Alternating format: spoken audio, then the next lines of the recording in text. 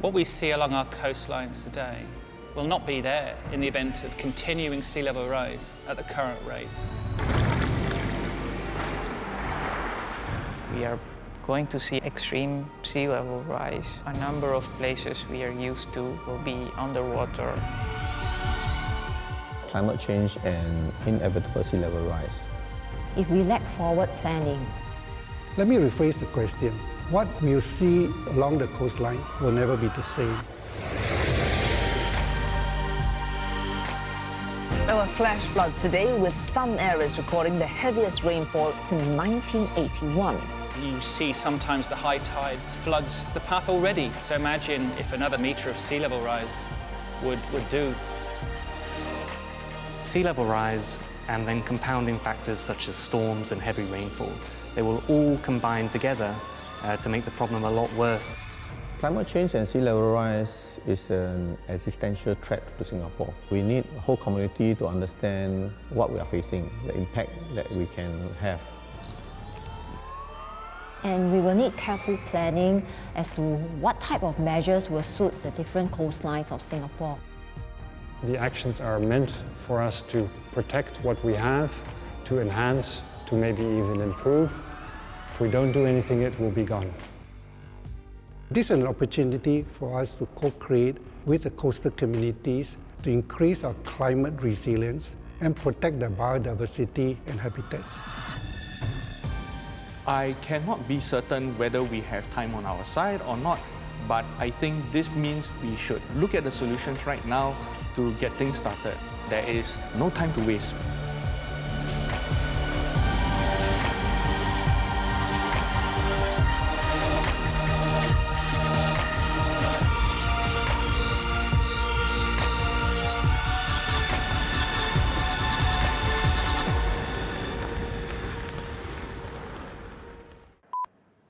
Essentially, global warming is a result of human activity in the last 75 years since the World War. And as a result of that, we're seeing the melting of the icebergs, as well as also permafrost.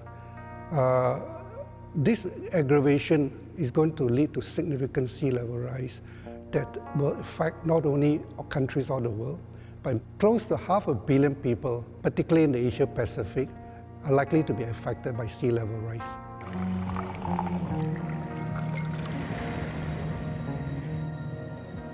If nothing is done to mitigate the sea level rise, it will cause inundation of our land, leading to loss of property, assets, infrastructure, and livelihood.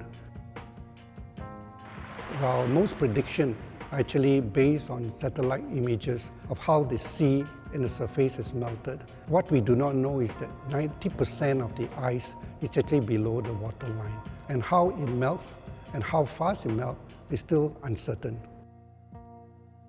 The IPCC report has shown that sea level rise can be up to 1 meter by the year 2100. Singapore needs to contextualize the finding of the IPCC report.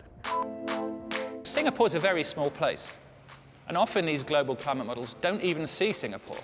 The details of the coast, for example, are quite complicated and local here. And these sorts of details are not captured in the global climate models that are traditionally used. Now, if you think of the weather in Singapore, how heavy it will rain, and also how often it will rain, because that rainfall floods inland, and of course, as you can imagine, if the storms out at sea, if the tropical cyclones further away are also increasing in intensity and frequency, that combination is a perfect storm.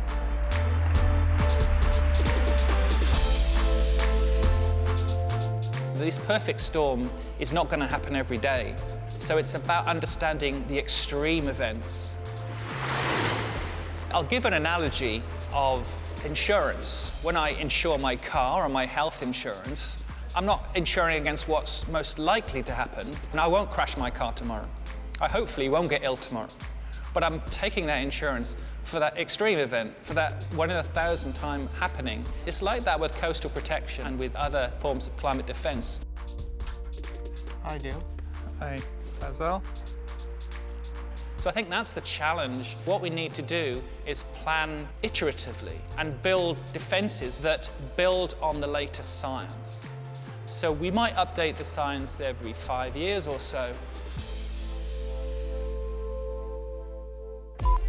When we think about extreme sea levels, apart from rising mean sea levels, there is also transient effects like high tides as well as coastal surges that may temporarily cause sea level rise to a very high level. Vulnerability depends on the land users for the area as well as some of the physical characteristics like the topography or simply put the ground levels. So if we were to take an example like in the city East Coast, we find that the financial hub is there are residential areas, and Changi Airport lies within the city East Coast area, and that makes it very vulnerable, especially when it is a low-lying part of Singapore. Singapore is a tropical island. It receives a lot of rainfall under normal circumstances. Under climate change, we are going to see an increase in that. If flooding happens, if some areas become extremely flood-prone, in Singapore we don't have a higher hinterland where we can move. That makes it critical to safeguard the only areas that we actually can use. The water can come from two main sources, either rainfall or from the sea. We would look at tracking and quantifying the water then over the land as it flows over the land, through the drains and under the ground.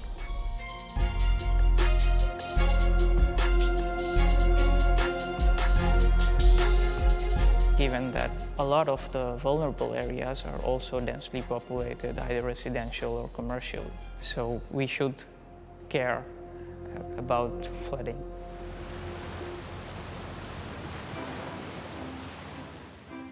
Actually, our guys have already walked the entire stretch now. Yeah, we did an extensive survey, not only on the technical things, but also on the biodiversity and all the nature that we can see here. Yeah. It's nice. I think we have checked out all the outlet drains. Actually, we have about 12 outlet drains. In fact, we can see the one right here. Because when the sea level rises, of course, it's also going to push into the drain, and then that's how the flood actually propagates.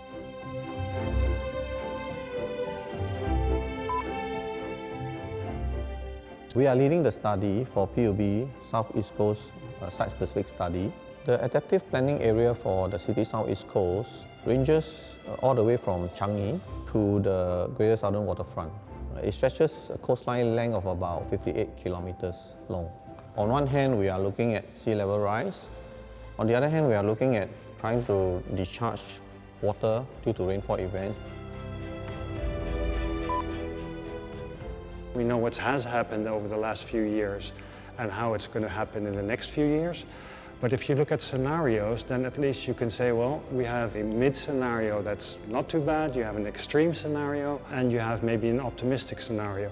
But to prepare ourselves, it is good to adjust for the mid-scenario, and then in the future, you start monitoring, you see actually what's happened. Those measures can always be adjusted to a higher scenario, a more extreme case, or on the other hand, a lower scenario.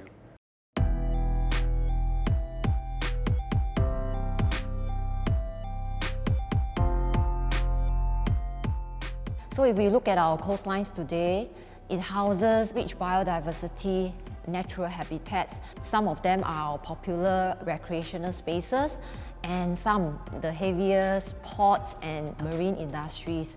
So when we look at what are some of these coastal protection measures that we want to put at these places, we need to be mindful of what is currently there and the land users in the future. And where do we find a space to actually accommodate coastal protection measures? Climate change is real. We have seen it from recent events all over the world. Hurricanes, wildfires, heat stress, crops that are dying. And these are all things that could have been prevented. Each of us can play a role in reducing climate change, and hopefully that will slow down sea level rise, and in the process may even allow our bio and marine system like corals to thrive under this situation. I think this is a great opportunity for us to take a step back, think about, what exactly we want for our coastal spaces, we could reimagine what we want to build for our generation and for the generations to come, and so that we can all benefit from it.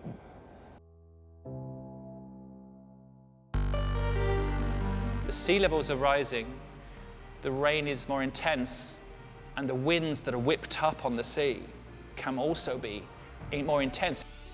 Whilst we talk about maybe a sea level rise of 1 meter by 2100, it won't stop there.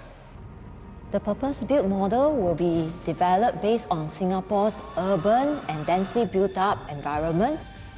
The model will also help us to evaluate the effectiveness of coastal protection measures that we plan, as well as subsequently help us in our operations of some of these measures. Scenario planning can help us in multiple ways. The coastal inland model uses a cutting-edge technique called subgrid for the flooding simulations.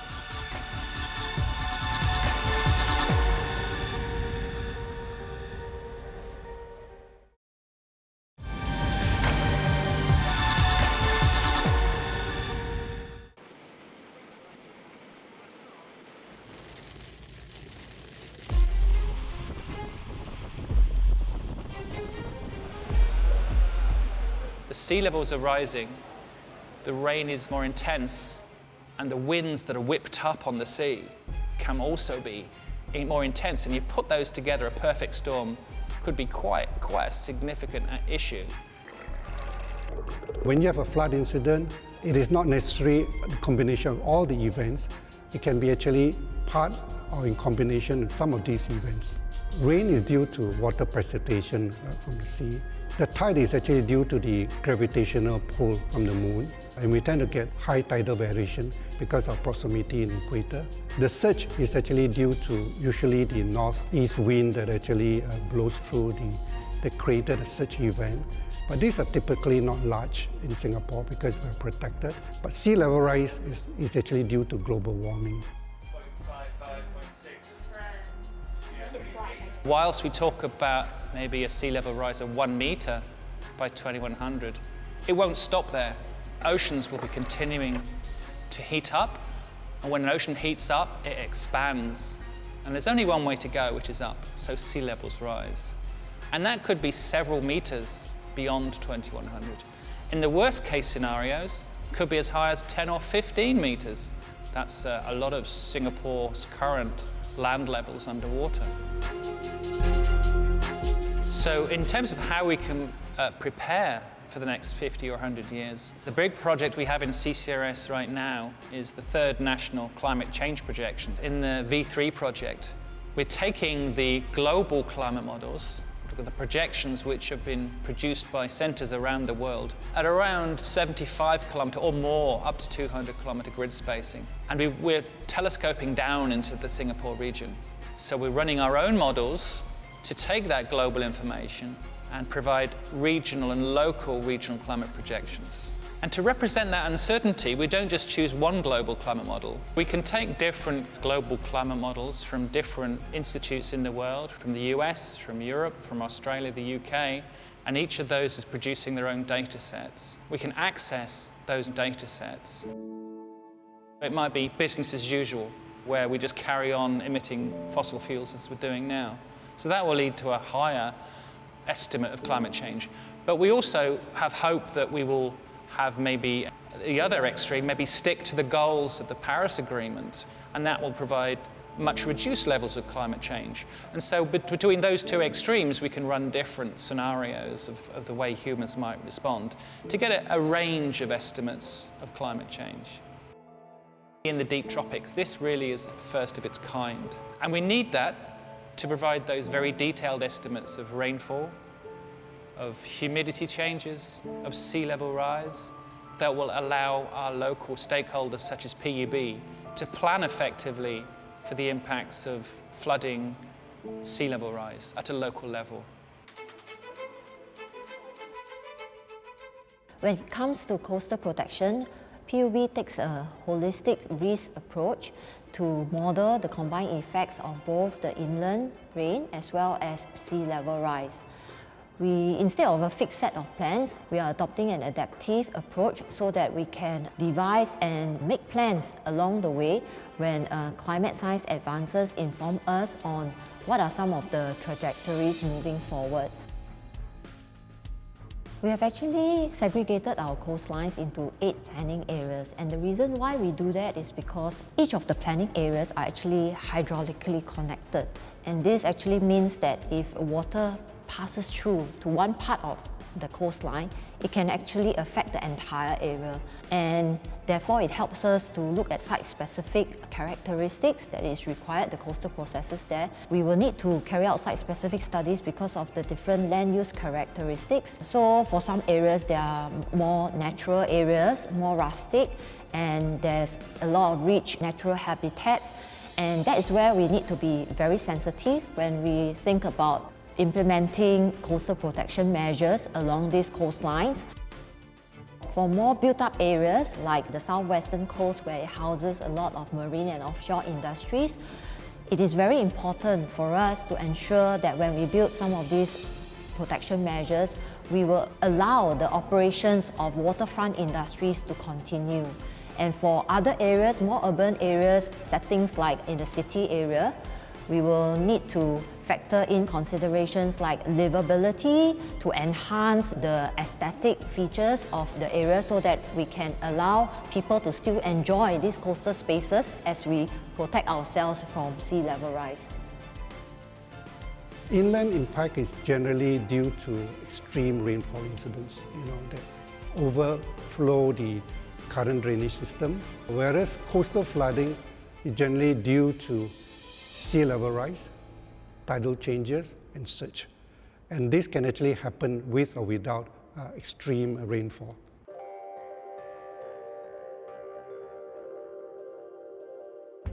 H2I with PUB and NUS, we are co-developing a computer-based modeling system, which is a suite of tools to understand and predict flooding patterns in Singapore in a holistic manner.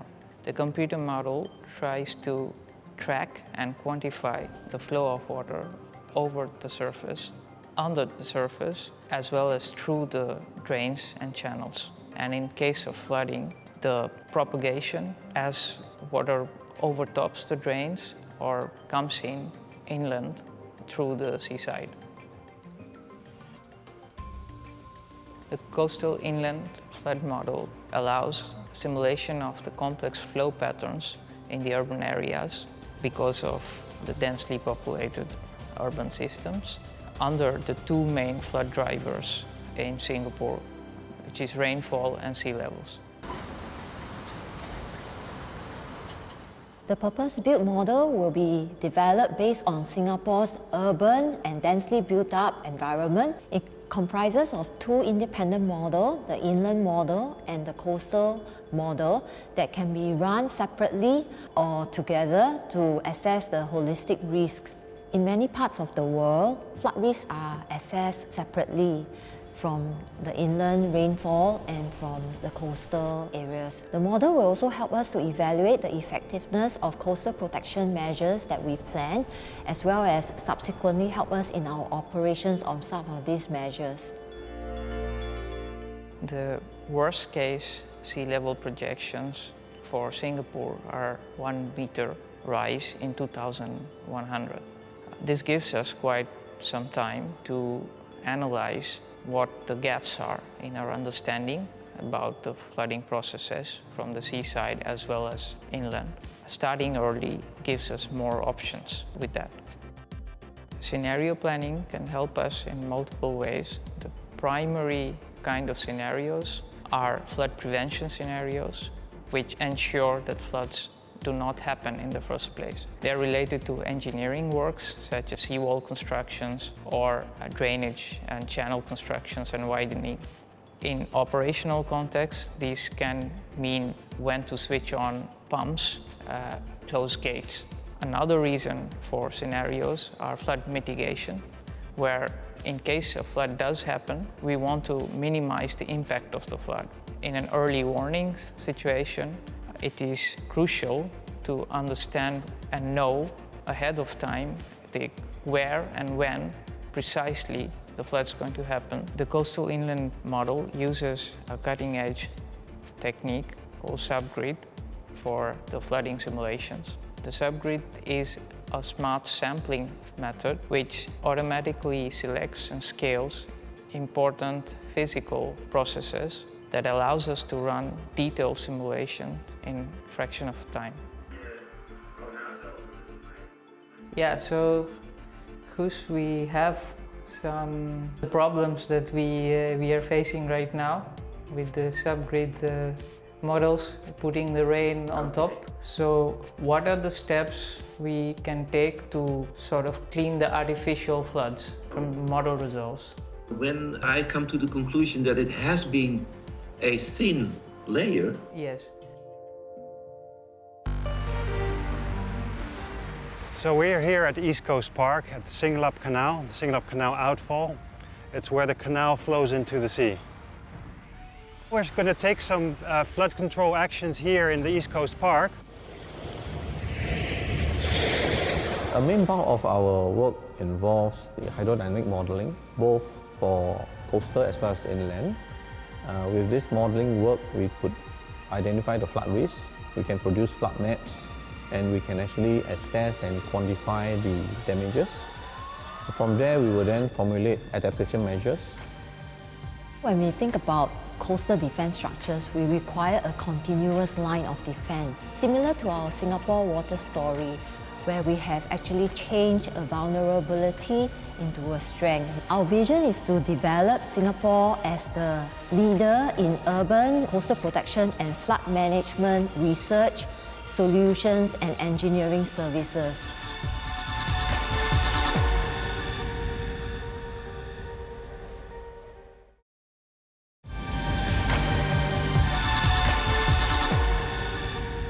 Let me show you the topography of Singapore. When sea levels rise, all these parts will increasingly be at risk. Not underwater yet, but at risk like Chinatown used to be in the old days, high tide, rain, trouble.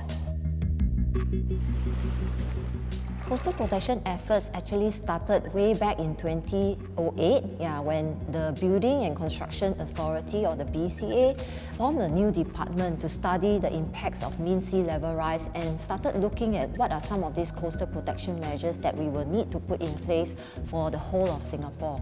So two of the significant studies that were carried out by BCA included a risk map study to assess the risks to mainland Singapore, as well as to come up with a high-level plan on what are some of the measures and protection that we would need for Singapore. And that led on to the National Day rally in 2019 when the Prime Minister announced that coastal protection is an important endeavour for Singapore to safeguard ourselves against the existential threat of sea level rise. And that is when PUB was appointed the National Coastal Protection Agency in 2020. So since then, we have actually started work on coastal protection in terms of developing the strategies for coastal protection, formulating policies, embarking on site-specific studies to study the areas and understand the risk, not only from the threats of rising sea levels, but also from the inland rain. To take Ang Mo Kio Bishan Park as an example, we have converted a concrete canal into a naturalized waterway. And by doing that, we have actually expanded the area of our park during dry days when it is not needed for stormwater management. And on wet days, the entire area will turn into a floodplain and convey the stormwater and reduce flood risks.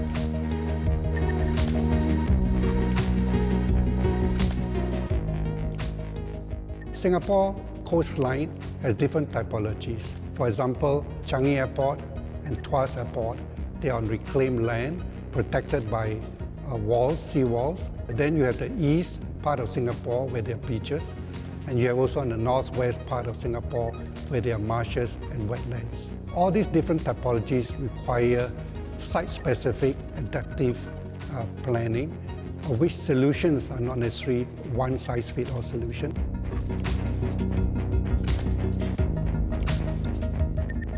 present, about 70% of Singapore's coastlines are protected by hard-engineered structures like seawalls and stone revetments. And of course, for the rest of the areas, they are lined by more natural features like beaches.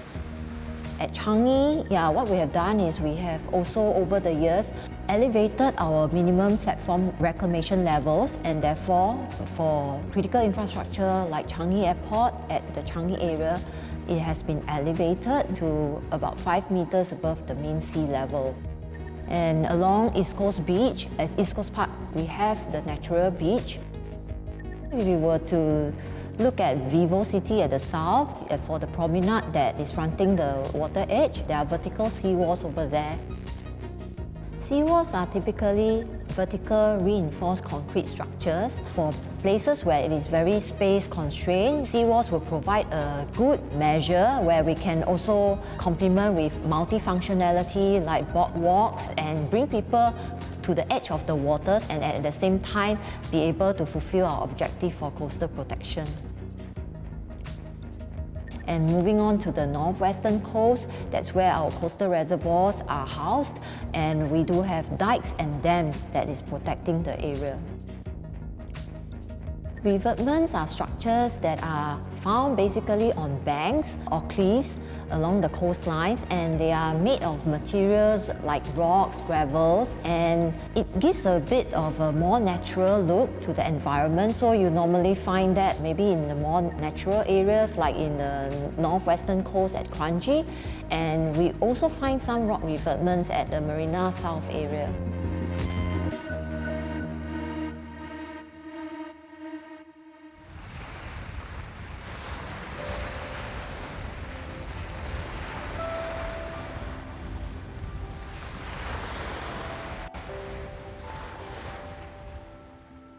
So we're here at East Coast Park at the Singlap Canal, the Singlap Canal outfall.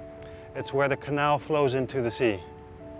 Looking at your surroundings, you can see that we're actually standing a little bit elevated above the rest of the East Coast Park. And you can imagine that in the future, something like this will need to happen to the East Coast in order for us to reach a similar type of protection level. And with that comes all sorts of different options. We can walk to that a little bit further down the coast, and you will see a coastal protection measure with an erosion protection measure, which then is combined into your climate adaptation plan.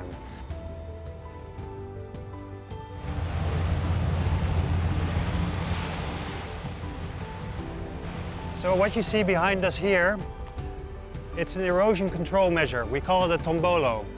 While we're going to take some flood control actions here in the East Coast Park, we also always need to consider erosion.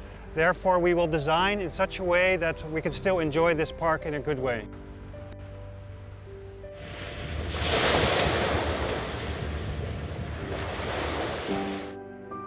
Actually, have we discussed how we will integrate the coastal modeling and the inland modeling? What we can see in the field is where the drains enter into the sea. There's a direct interaction, and as the sea level rises, of course, it's going to push into the drains. So where the two models come together is exactly right there. I think with the preliminary data, we're in a very good position to start shortlisting the toolkits. That's great, Gavin, because then, I mean, it's also these kind of renders that are going to play an important role when we do with the stakeholder participation, and it really gives you a visualization of what it could look like in the future, right? The coastal protection for Singapore is started basically by the first area, that's the southeast coast, so starting from Changi all the way down east coast and then down to Keppel and Brani and Sentosa. And this project was the first in a row of projects that the Singapore government has initiated to basically prepare itself for future climate changes, specifically on the coastal side, but also on the inland drainage part, and looking at flood risk and the avoidance of that. A main part of our work involves the hydrodynamic modeling, both for coastal as well as inland. With this modeling work, we could identify the flood risks, we can produce flood maps, and we can actually assess and quantify the damages. From there, we will then formulate adaptation measures. The final stage of the studies involve developing master plans for the adaptation measures. so that we can implement it progressively. So this is the model for Area A. In total, we have 10 drains. When I run the model simulations, like with inputs of the rain inside, I can see that the water level is rising with the tidal influence as well. Have we managed to match them? If you look at the diagram, export the data, Yeah. you can see this happened during a low tide and there is a sudden peak. So now we are almost matching the peak.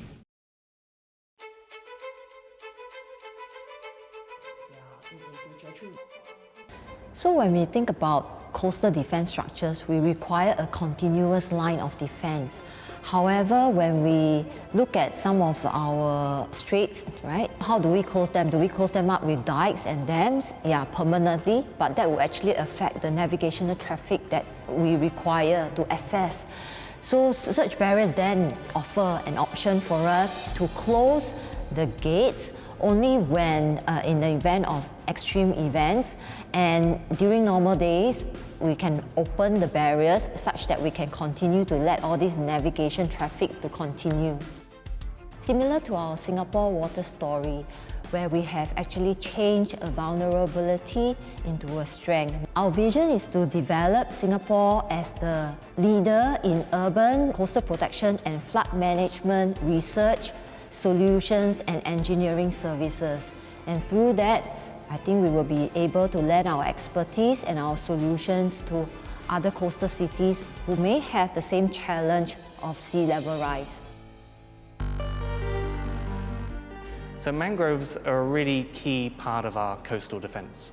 They have all of these really complex above ground roots, and when a wave hits those, it takes the energy out of the waves. Mother Nature, if given time, if given its own way to create a solution, it typically does. Today our coastlines are already very built up. So when we think about coastal protection, we think about how we want to create living spaces, a better environment where people can come and enjoy rather than just a facility that protects us from sea level rise. Sea level rise is not necessarily a negative situation. It is a good opportunity, a once-in-a-lifetime generation, for us to reinvent and transform the coastline.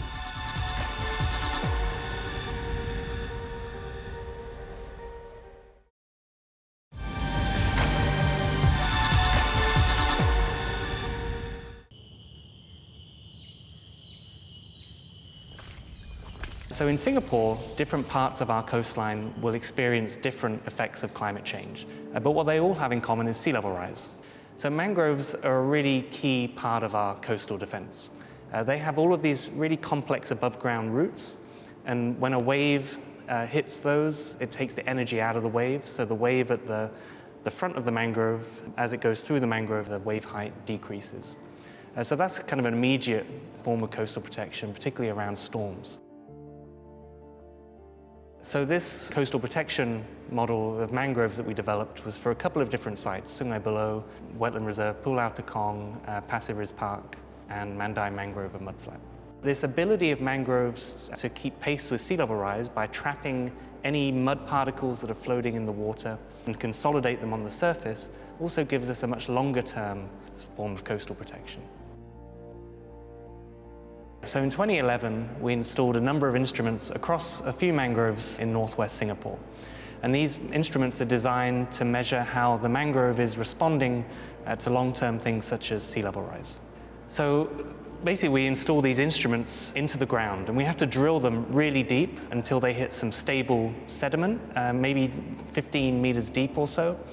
And then we come every 6 months with an instrument that we put on top, and that instrument basically measures how much sediment is accumulating or how much the soil column is shrinking over time. Set number 6. So once we have this field data of what the mangroves are doing, we can put them into these bigger national scale models. And to that we add our field data to data of the elevation of all of our different mangroves and seagrasses.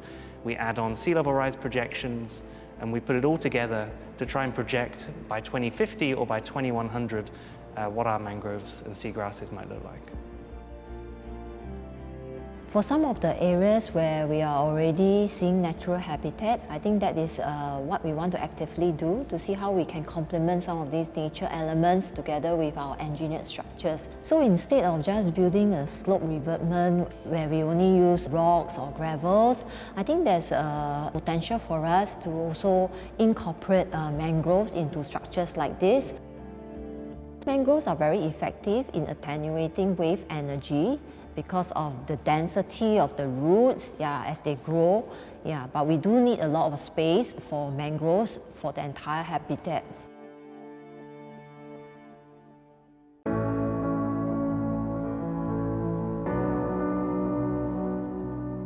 So where we are right now is actually the Kranji Coastal Nature Park, right? And in front of me, you will be able to see the Kranji Dam, right, that cuts across the Kranji Reservoir and separates it from the seawater. And the seawater is actually the Straits of Johor. And imagine just 10 years ago, what you'll be able to see is not this bunch of rocks over here, but actually a cliff of red clay being undercut by waves from the Straits of Johor falling into the sea. And if you see behind me, you'll be able to see that there are these big mangrove trees. And at that point of time, they were being washed away by wave action, by current drift, and all sorts of energy. So what we did was, about 3 years ago, we put in a 400-meter long rock revetment that you see right here, and that shored up the entire area. We did a bit of gentle computer modeling to find out how the currents moved, and we basically structured these areas to slow down, take away the energy of the wave action. And if you look around, you'll see some small trees. These trees are no more than 2.5, 3 years old, and they represent various species of mangrove plants. So you'll be able to see to my right here a very, very small example of a rhizophora. That's a mangrove tree. Over to my left, you'll be able to see Sonoraceae. These are all mangrove trees that have grown in naturally. They have established themselves after the wave action has been stopped, after the revetment has been built. What's really interesting about all this is that this is assisted natural regeneration. All we needed to do was to figure out the appropriate profiling of the area, put in some rocks to basically stop wave action, and because of that, Mother Nature was able to bounce back. Mother Nature is resilient, and it's a virtuous cycle because once all these mangroves have come in, through our little bit of help, establish themselves, what they will do naturally is then provide more mitigation of the impacts of wave action, of current, of tidal drift, of essentially water action taking away sediments.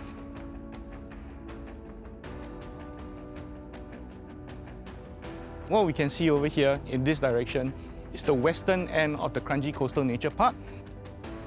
Singapore's coastline is protected quite a lot by nature actually, surprisingly for quite a developed nation. We have about 16% of our mainland coastline protected by mangroves, about 12%, 11 to 12% protected by sandy beaches, and about 1% which are rocky shores. These natural habitats can be part of a solution to protect Singapore's coastline. So if they were part of a hybrid solution or natural-based solution, a nature-based solution to basically protect our coastlines from storm surges, sea level rise, even floods. So nature-based solutions can take many forms. It could be pure nature. It could be a hybrid solution. And for example, the Kranji Coastal Park, what you see is actually a hybrid solution because we use engineering solutions to basically help the natural habitat restore itself, and in so doing, the natural habitat will be able to protect the coastline as well. I think the main lesson we can learn from nature is resilience. I think that Mother Nature, if given time, if given its own way to create a solution, it typically does. What it does need is time.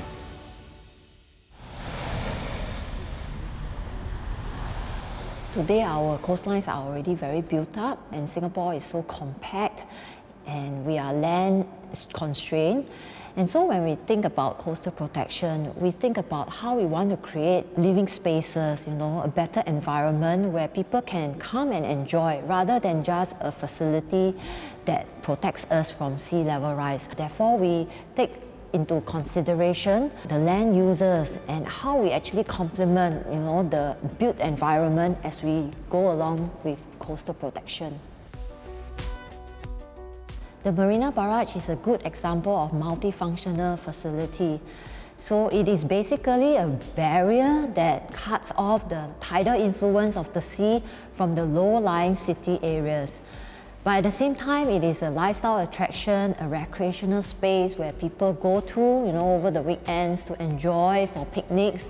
And most of the time, they don't even realize that it is actually a functional facility that helps us and protect us from flooding. And above that, it creates a freshwater reservoir and it actually enhances, our water supply for Singapore.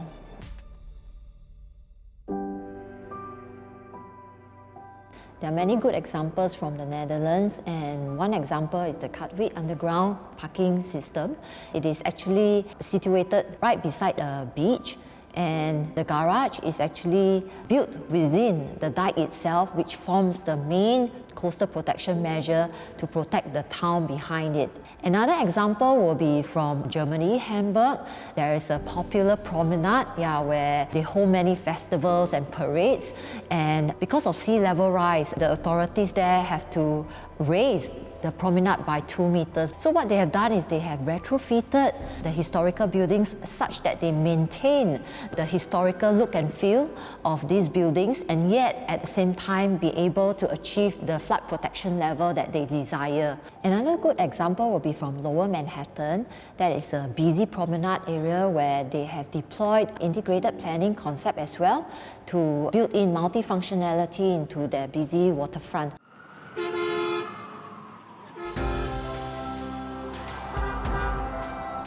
So climate change is very top of mind for New Yorkers. New York City has over 800 kilometers coastline. Those coasts are really the engine of our economy, and they're also really the center of our daily life in New York City. But because we're a coastal city, we do expect to see, and we're already starting to see, increasingly more severe events due to climate change, which include higher high tide flooding. So we've planned our master plan for Lower Manhattan in 4 phases, and that allows us to really think strategically, and we're working to advance that design over the next few years. This includes raising the shoreline of Lower Manhattan 1 meter higher than it is today. It also means building a new flood wall system that would be about 5 meters or more higher than the elevation today. We're also building new drainage infrastructure that would manage the flow of water during a coastal storm or during an extreme rainfall event. Along with all of that, we have a lot of really important ferry terminals and other maritime assets along this waterfront that we need to protect long-term against climate change. For Lower Manhattan, the first people who were really thinking about coastal resilience in this area were actually the community members, the people who live in this area, who work in this area, because they were beginning to see the effects of climate change on their community. So they reached out to their elected officials. They asked the city to take action, but in a way that actually improves the quality of life for their community. And we're here today and we're working on these solutions because of their advocacy.